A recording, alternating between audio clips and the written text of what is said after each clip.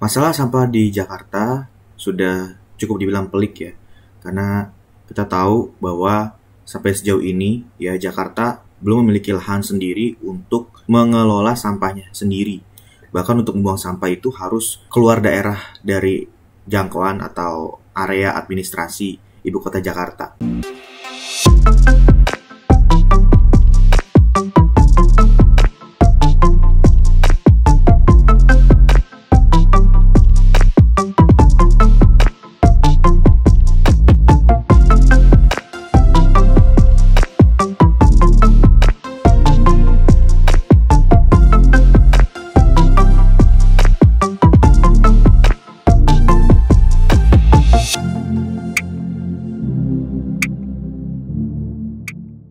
Yang mana sampah ini harus dibuang ke daerah Bantar Gebang.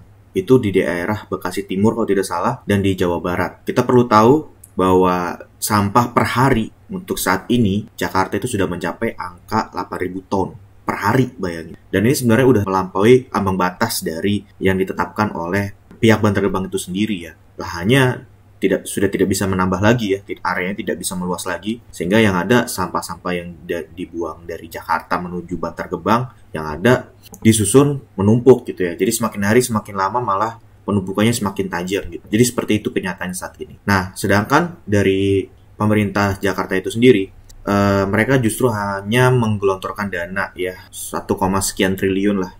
Itu cukup besar hanya untuk mengurus sampah sih sebenarnya. Namun di sini sempat dikritik oleh seorang peneliti jurusan Teknik Lingkungan Fakultas Teknik Universitas Indonesia yang bernama Pak Firdaus Ali. Beliau mengatakan bahwa untuk penanganan sampah itu letaknya bukan pada pendanaannya. Permasalahannya ada pada masyarakatnya. Masyarakat yang memproduksi menghasilkan sampah itu belum bisa mengelolanya secara matang gitu ya. Yang harusnya bisa diolah kembali gitu ya, bisa digunakan kembali, itu justru malah menjadi sampah dan dibuang begitu saja gitu ya. Dan yang kedua adalah dari sumber daya manusianya yang masih belum bisa memiliki kompetensi untuk mengelola sampah gitu ya, menjadi barang-barang yang lebih berguna lagi, memiliki nilai lebih, yang memiliki value yang bisa kita gunakan untuk kehidupan sehari-hari kembali.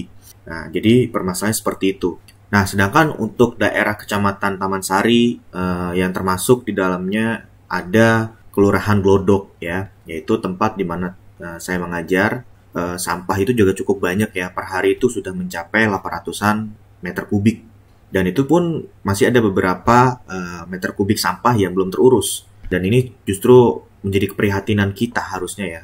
Sampah itu sangat mempengaruhi bagaimana ekosistem lingkungan ya, memberikan dampak ke dalam di kehidupan kita gitu ya. Kalau seandainya sampah tidak terurus dengan baik, otomatis keseimbangan dalam lingkungan hidup tidak langsung pasti akan mempengaruhi kepada kehidupan kita. Dari permasalahan tersebut, kira-kira harapannya apa sih? Harapannya adalah bagaimana nih supaya sampah-sampah tersebut bisa berkurang. At least seperti itu. Maka dari itu, dengan melihat dari permasalahan tersebut, maka saya mengajukan atau merekomendasikan suatu solusi, yaitu membuat baterai dari limbah atau sampah pasar yang ada di Pasar Glodok. Dalam hal ini adalah limbah buah dan limbah sayuran. Ya, jadi pengumpulan sampah buah dan sayuran ini yang dijadikan menjadi bahan untuk batu baterai sebenarnya bukan hal yang baru. Ini adalah hal yang sudah banyak sekali diteliti, dan sejauh ini yang udah saya dapat ada 3 jurnal ya, 3 penelitian yang telah saya pelajari mengenai hal ini. Pertama dari Ibu Lilik Rukisworo di tahun 2021, beliau mendapatkan bahwa ternyata baterai dari limbah buah busuk ya, limbah buah busuk itu bisa menghasilkan tegangan listrik dalam rentang 0,8 sampai 1,4 volt. Nah, jadi udah hampir mendekati 1,5 nih seperti batu baterai pada umumnya. Kemudian di penelitian yang kedua oleh Wiradian di tahun 2013, nah, beliau mendapatkan bahwa beliau ini menyebutnya biobaterai ya, biobaterai yang mampu menyalakan lampu LED paling lama 75 jam, bayangin. Baterai dari sampah atau limbah seperti itu bisa menyalakan lampu LED dalam waktu 75 jam. Jadi kan ini sebenarnya suatu potensi gitu. Nah, ini selaras dengan yang didapatkan oleh Yofi Anindata di tahun 2020 ya. Nah, beliau ini meneliti bahwa ternyata kulit buah jeruk ya, sampah dari buah jeruk itu bisa menyalakan lampu LED paling lama sama ya, persis 75 jam gitu ya. Jadi menurut saya dari penelitian ini, saya yakin ya sampah-sampah dari buah dan sayur itu, terutama mereka itu kan buah maupun sayur itu memiliki kandungan vitamin ya, atau zat-zat elektrolit yang bisa menghasilkan energi gitu ya, menghasilkan energi dalam batu baterai aliran arus listrik gitu. Nah sekarang di sini saya mau mengajak kalian semua ya yang menonton video ini untuk membuat sebuah batu baterai tersebut. Ya, untuk lebih dalam kita membuat batu baterai dari limbah sayur dan buah, kita perlu mempelajari nih mengenai rangkaian listrik sederhana terlebih dahulu. Karena ini akan sangat berkaitan dengan bagaimana cara kita membuatnya, bagaimana baterai bisa menghasilkan arus listrik gitu ya. Maka kita harus mempelajari yang namanya hukum Ohm terlebih dahulu. Nah, untuk mempelajari hukum Ohm ada di sini, teman-teman. Oke, teman-teman bisa membuka link yang ada di deskripsi atau di caption di bawah ini ya untuk membuka yaitu halaman web konten Lab Maya ya yang disediakan oleh Rumah Belajar atau belajar.kemdikbud.go.id. Di sini kita perlu pelajari bahwa ternyata ya menurut hukum Ohm ya kalau seandainya hambatannya kita pasang satu aja nih ya. Terus tegangan listrik ini adalah tegangan listrik yang muncul dari batu baterai. Batu baterai ternyata kalau seandainya semakin besar nih voltase yang ada pada batu baterai, maka arus listriknya ini ampere meter ya, ampere meter itu ternyata juga ikut membesar. Jadi ternyata di sini dapat kita simpulkan bahwa semakin besar tegangan listrik yang ada pada batu baterai atau beda potensi pada batu baterai, maka arus listrik yang mengalir juga akan semakin besar. Itu jika hambatannya satu. Bagaimana kalau hambatannya dua dulu deh? Ternyata kalau hambatannya dua, itu akan menjadi voltase tersebut akan terbagi jadi dua.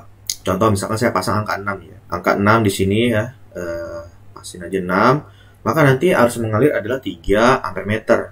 Kenapa bisa 3? Karena 6 volt ini dibagi dengan 2 hambatannya, gitu ya teman-teman ya.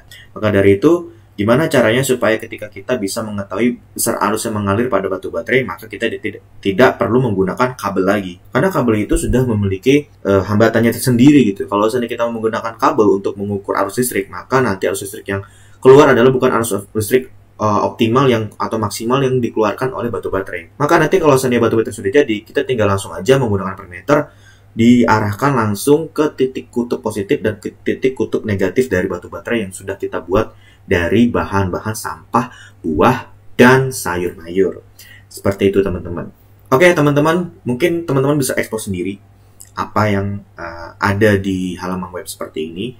Bagaimana nih kalau hambatannya terlalu besar, hambatan terlalu kecil, kemudian voltasenya. Di sini ada rumusnya dan di sini juga ada jawab pertanyaannya ya. Kalau seandainya teman-teman mau latihan, ada di sini semua. Nah, untuk mempelajari bagaimana rangkaian listriknya ya, teman-teman bisa belajar mengenai namanya rangkaian terbuka dan rangkaian tertutup secara mandiri. Yang linknya sudah saya berikan di kolom deskripsi yang ada di bawah ini ya. Nah, modul materi seperti ini teman-teman tinggal dibaca saja ya secara mandiri.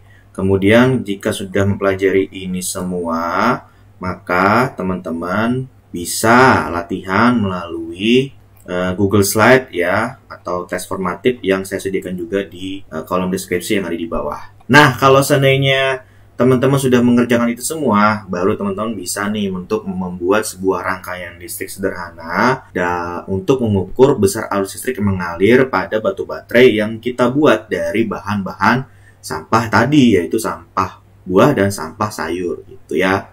Nah, mengenai pembuatannya seperti apa, metodenya seperti apa, itu akan saya jelaskan melalui video selanjutnya, melalui vlog selanjutnya. Saya kira untuk video kali ini cukup sampai di sini saja. Mudah-mudahan penjelasan saya cukup jelas dan terima kasih.